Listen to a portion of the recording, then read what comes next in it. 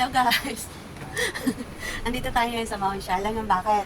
Ayan po ako, may hila-hila po ako. Ayan. Ayan po yung hila-hila ko. Nag-stories tayo ngayon guys kasi nagbabawas ng basura. Nagbawas ako. Storage muna natin. Mga kahingin storage, nagbawas po ako ng basura. Ayan, shout out sa mga kakunyang ko dyan. Alam na alam niyo po yan. Mga bagay-bagay dito. Ayan po. Dito tayo sa Mount Siya guys. Dito ako dito kami nag-stories sa Mount Siya. Kaya nahihirapan ako mag-ano doon kasi tawag nito. Diba? Gaano ako kasi tawag nito. Mahirap maghila doon sa may bababa doon kasi yung escalator.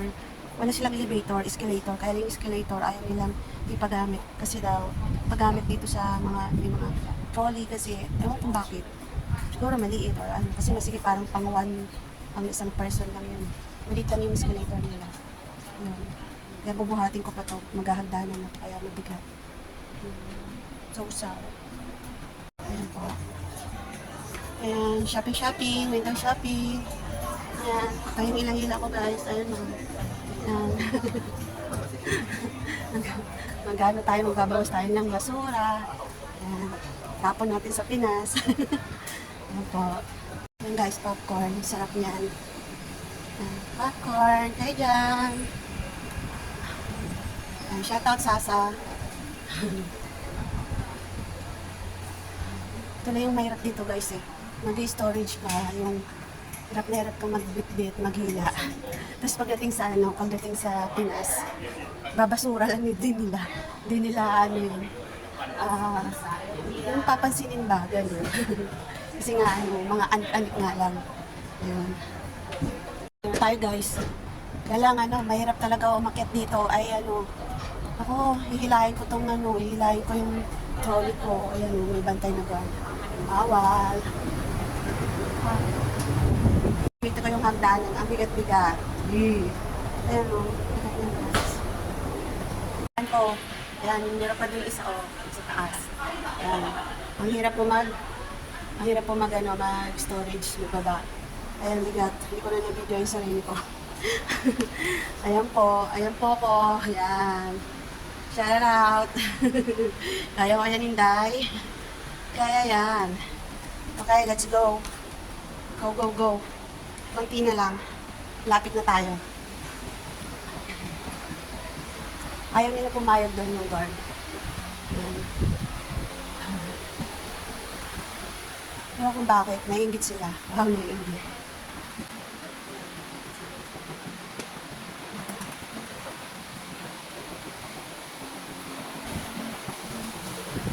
Okay guys, siguro kami. Ayan, may pa-flower. Ikit na ito. Upay.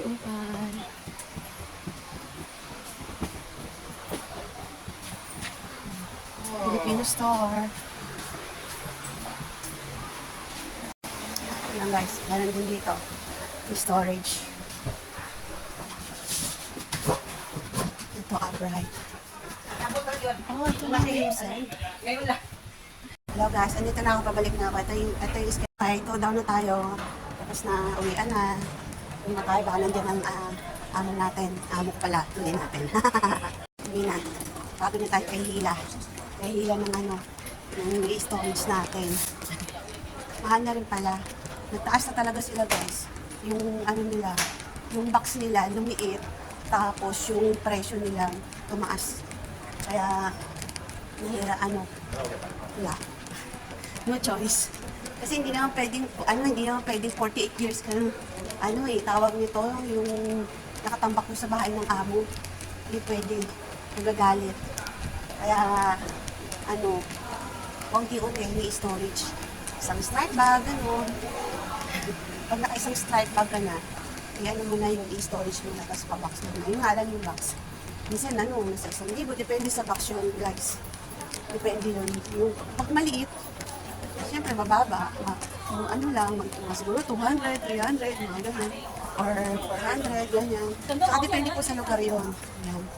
Alam po yan ang mga kakunyang dito. Shout out sa inyo lahat.